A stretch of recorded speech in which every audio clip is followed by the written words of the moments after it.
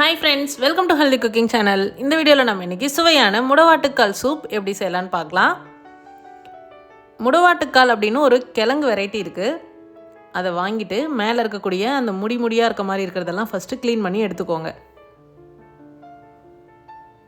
முடவாட்டுக்கால், முடவநாட்டுக்கால்னு சொல்லுவாங்க. ஒரு ஏரியாலையும் ஒரு மாதிரி சொல்லுவாங்க. இதோட சூப் பார்த்தீங்கன்னா ஆட்டுக்கால் சூப் வைப்போம் இல்லையா, அந்த ஃப்ளேவர்லேயே நமக்கு கிடைக்கும். அந்த முடியாக இருக்கிறத ரிமூவ் பண்ணதுக்கப்புறமா மேலே இருக்கக்கூடிய தோலை இந்த மாதிரி சீவி எடுத்துக்கோங்க. 1/4 கிலோ அளவுக்கு கிழங்கு எடுத்திருக்கேன். இந்த மாதிரி சீவி எடுத்ததுக்கப்புறமா இஞ்சி மாதிரி இருக்கும் உங்களுக்கு. இதை பொடியாக நறுக்கிக்கோங்க. நல்லா கழுவிட்டு நறுக்கி எடுத்துக்கோங்க.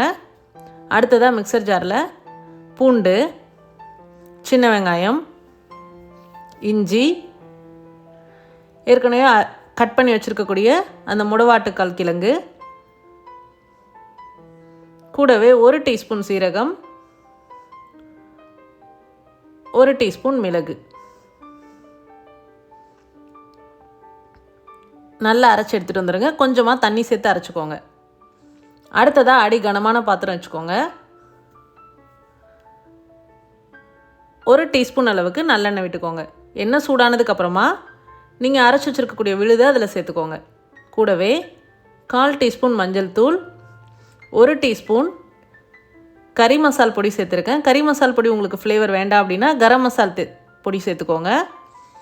கொஞ்சமாக உப்பு, இதெல்லாம் சேர்த்துட்டு ஸ்டவ்வை சிம்மில் வச்சுட்டு ஒரு 5லேருந்து 6 நிமிஷம் அதை ஃபுல்லாக அப்படியே கலந்து விட்டுட்டே இருங்க. வதக்கிக்கோங்க நல்லா.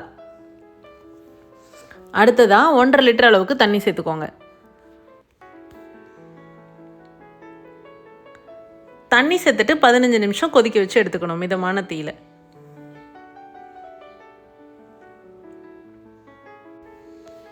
அவ்வளோதான், நல்ல கமகமான வாசனையோட சூப்பரான முடவாட்டுக்கால் சூப் ரெடி ஆகிடுச்சு. இப்போ நம்ம ஸ்டவ் ஆஃப் பண்ணிவிட்டு வடிகட்டி எடுத்துக்கலாம்.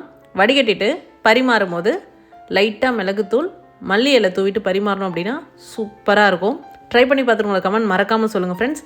இது போன்ற ஹெல்தி ரெசிபீஸ்க்கு மறக்காமல் ஹெல்தி குக்கிங் சேனலை சப்ஸ்கிரைப் பண்ணுங்கள். இந்த வீடியோ உங்களுக்கு பிடிச்சிருந்தா லைக் பண்ணுங்கள், ஷேர் பண்ணுங்கள், கமெண்ட் பண்ணுங்கள். தேங்க்ஸ் ஃபார் வாட்சிங்.